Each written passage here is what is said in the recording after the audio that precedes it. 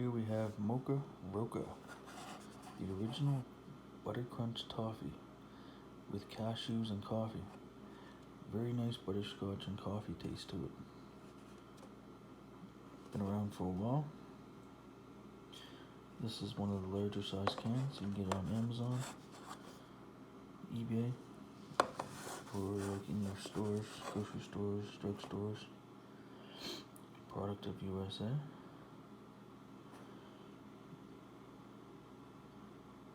And the ingredients there.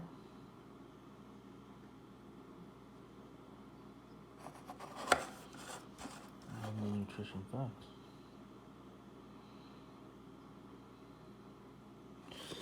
Alright, and this is 284 gram size can. So it's a pretty decent size can.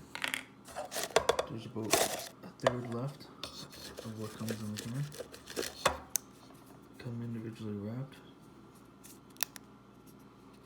Mocha Roca.